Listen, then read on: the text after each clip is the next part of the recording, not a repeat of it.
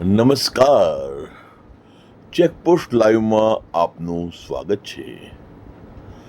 આપ આજે જોઈ રહ્યા છો તે છે નડિયાદમાં દબાણ વિભાગના અધિકારી કર્મચારીઓ તેમજ લારીઓવાળા વચ્ચે છૂટા હાથની મારામારી.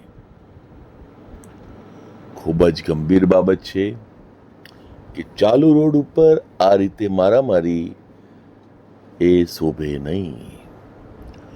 જો મારામારી કરવાનો આટલો જ શોખ હોય તો કોઈ અખાડામાં જઈને તમે લડી શકો છો.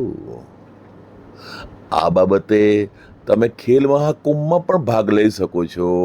ત્યાં તમને સરકારશ્રી તરફથી જો તમે જીતી જશો તો સરકારશ્રી તરફથી તમને મેડલ પણ આપવામાં આવશે.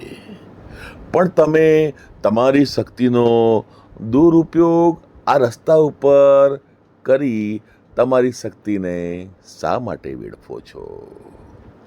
માનનીય મહાનગરપાલિકાના કમિશનરશ્રીને વિનંતી કે લારીઓવાળાને ઊભા રહેવા માટે વૈકલ્પિક જગ્યા ફાળવવામાં આવે, જેનાથી એમની રોજીરોટી ચાલે.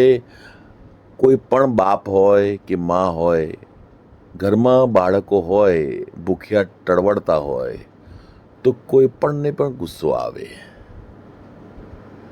એમાં કંઈ નવી વાત નથી, પરંતુ મારો કહેવાનો ભાવાર્થ એ છે કે બધા પોતપોતાની જવાબદારીઓ સ્વીકારે.